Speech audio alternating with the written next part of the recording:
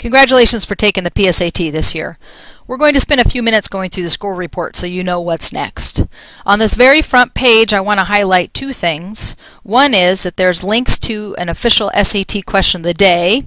And the second one is for the 11th graders, we want to make sure you're registering for that May or June SAT so that you are set for the spring and then you have time to do retakes in the fall. So moving on to the second page, we're going to focus on 4 different areas. Number 1 is your score. Number 2 are your skills. Number 3 are your answers. And then of course finally are your next steps. Going through the first box of your scores, you're going to see right here a big number in a bubble. That is the score that you received for the different areas. We have critical reading, mathematics, and writing skills. What's important to know is that the score is out of 20 to 80, and you have a range of where you meet.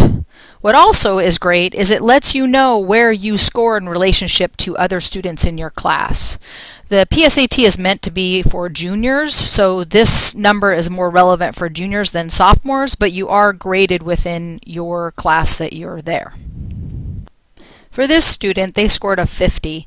If I were to translate that to an SAT score, I would just add a 0 to that number, and this student would receive a 500 for their critical reading. On average, juniors will score 18 points higher on their SAT.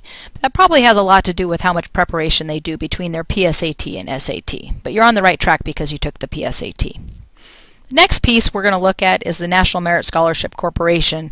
This is only going to affect a very small portion of students, and if your number is not above, say, 215, you really don't need to worry about this section. But basically, if it is, you are a major rock star because that basically means that you're scoring within the top 55,000 students in the country and you could qualify for National Merit Scholarship monies.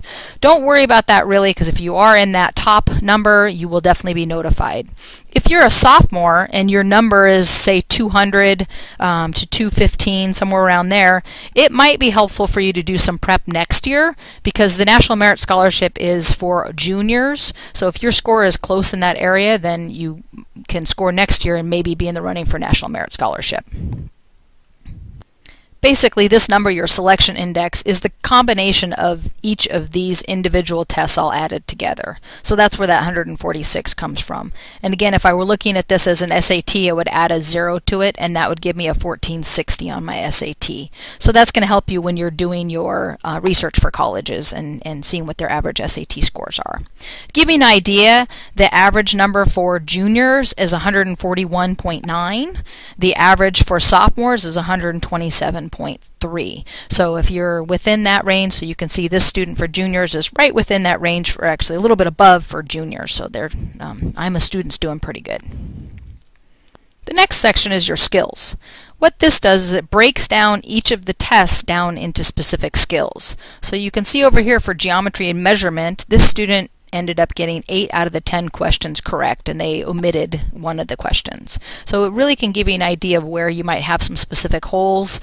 For example, for this student, the corrected form sentences, they only got 1 out of the 6 questions right and skipped a whole bunch of them. So that would be an area for a student to work on.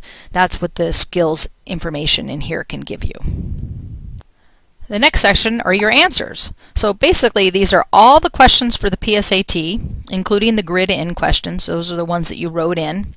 And it tells you what the answer, the correct answer is, what your answer, and basically here is a check mark so you can see that that student did guess the number A was, or the letter A was their correct answer, and then it has a difficulty level of easy, medium, or hard. So you can really get an idea of, hey, I missed this question, this was the right answer, and that was a medium question, so that's where I need to work on. There's a little key over here on the left just to help you out as well. The grid-in questions over here, again, those are ones that you wrote in answers, so you can see exactly what it is that you wrote in and what the correct answers were and how difficult it is. Now we're moving down to the last part.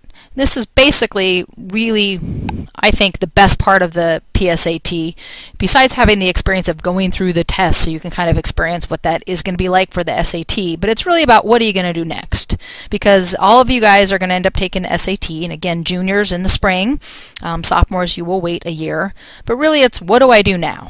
So this little code right down here is the key to it all.